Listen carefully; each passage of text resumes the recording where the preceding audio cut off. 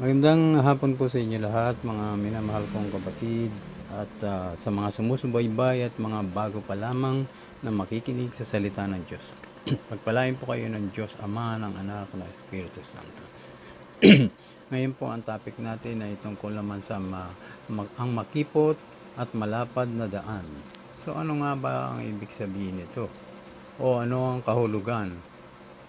Nang pumasok sa makipot na pintuan, ating alamin kung ano nga ang kahulugan na binabanggit dito. So basahin po natin sa Mateo 7 verse 13. Pumasok kayo sa makipot na pintuan, sapagkat maluwang ang pintuan at malapad ang daan papunta sa kapahamakan. At ito ang dinaraanan ng marami. So kung atin pong bibigyan ng kahulugan, ito po ang pinahihiwatig dito, na ang makipot na pintuan ay ang mga paglakad sa maling daan, ay ang paglakad sa daan. At ang turo ng Panginoong Hesus ang pagsunod sa Diyos sa malapad na daan. Ito po ang makipot na pintuan na maraming pagsubatuan.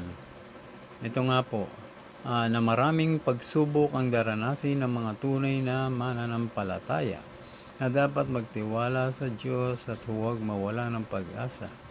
Manalig po lagi tayo, kahit na tayo'y dumaraan sa makipot na pintuan. Sa dulo naman ito ay ang buhay na walang hanggan. Dahil iba't iba po ang daranasin ng pagsubok, ng mga pagsubok ng mga mananampalataya o ang mga makakakilala sa Panginoong Hesus. Ang iba ay sinusubok sa pinansyal, ang iba naman ay sa mga sakit, ang iba naman ay mga nawawala ng buhay sa pamilya.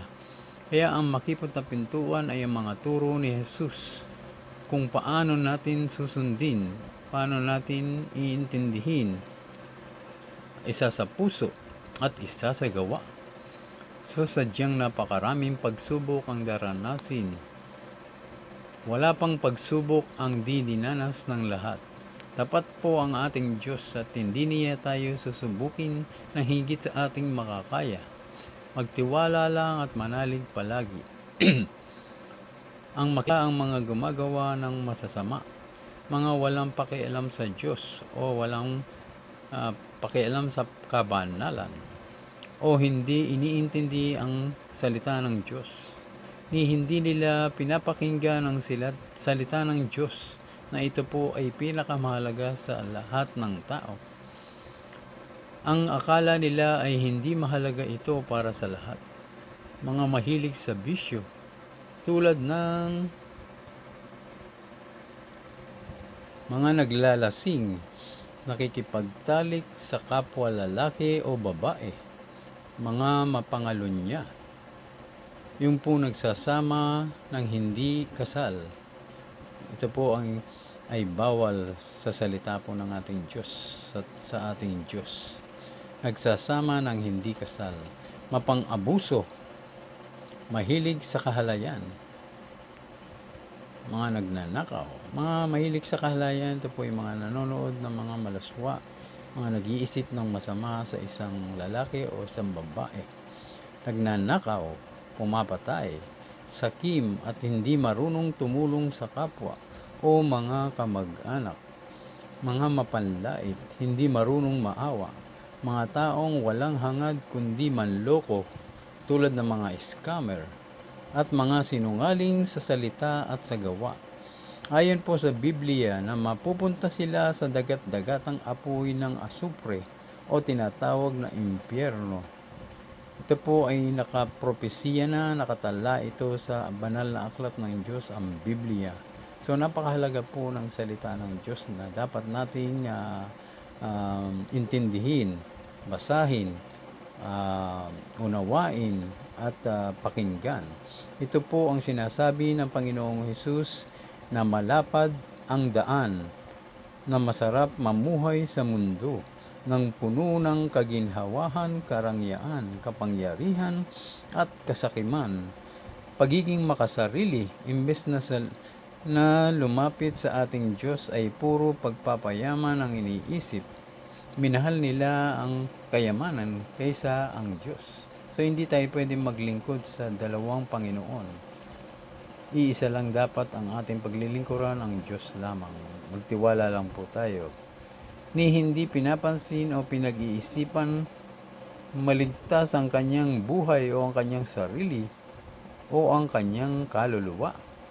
Gaya ng sinabi sa verse na ito, sa Lucas 9 verse 25, ano nga ang mapapala ng tao, makamtan man niya ang buong daigdig, kung ang mapapahamak naman ay ang kanyang sarili. Ibig sabihin po nito ay ang kanyang kaluluwa, na kapag hindi nagbago ang mga nabanggit po dito, ay alam na po natin kung saan patutungo ito. Hindi po sa akin nanggaling ito, kundi sa salita ng ating Diyos na aking ibinabahagi lamang po sa inyo para magkaroon po kayo ng kaalaman at pagkatakot sa ating Diyos. Dahil ito po ang kailangan natin malaman. Magkaroon tayo ng takot sa Diyos, manalig tayo, magtiwala. Ano man pagsubok ang dumaan sa ating buhay o mga dinaranas natin mga pagsubok ngayon, magtiwala po tayo. Palaging manalangin ilang beses sa isang araw at magbasa ng Biblia araw at gabi. Isa puso na po natin ito upang makita ng mga tao na tayo'y kasama natin ang ating Diyos. Kaya hanggat buhay po tayo ay makinig ng salita ng Diyos. Magbasa at pag-aralan ito nang tayo ay maligtas o ang mga taong naliligaw ng landas, ang ating mga kamag-anak, ating pamilya na hindi pa nakakilala sa Panginoon. I-share po natin ito. Kaya nang sinabi ng Panginoon, ibahagi niyo ang salita ng Diyos hanggang sa kaduluduluhan ng mundo upang marami pong makapasok sa kaharian ng Diyos. Balang araw, sa araw ng paghuhukom, tayo ay bibigyan ng gantimpala ng Diyos. So mapalad po tayo kapag tayo ay naniniwala sa salita ng Diyos. Ito po ang nagtuturo ng katotohanan, nagpapabulaan sa mga maling aral. Kapag wala po sa Biblia ay inimbento lang, ito po ay huwad, hindi po totoo ito. So ngayon, nalaman na ninyo ang kahulugan ng makipot at malapad na daan. Makakapili na po tayo kung alin daan ang ating tatahakin. Naway may napulot po tayong aral sa topic na ito at naway nabuksan po ng ating Diyos ang ating spiritual na kaisipan upang mabatid ninyo ang kanyang kalooban. So yun na lamang po, naway nagbigay po ng kaalaman sa inyo.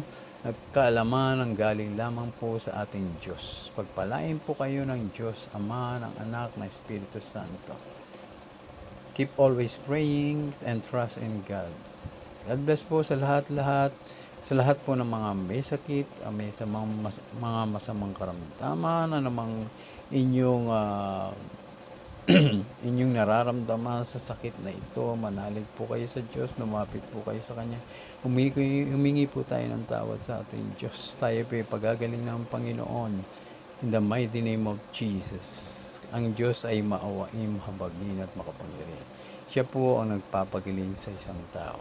Anumang sakit ang meron sa atin, ayon po sa Panginoong Hesus sa kanyang salita sa Mateo, Lucas, sa John, siya po ay nagpagaling lahat ng masamang karamdaman, anumang masamang karamdaman, tinanggihan man to ng doktor, mga babaeng nagdurugo ng ilang taon, pinagaling niya.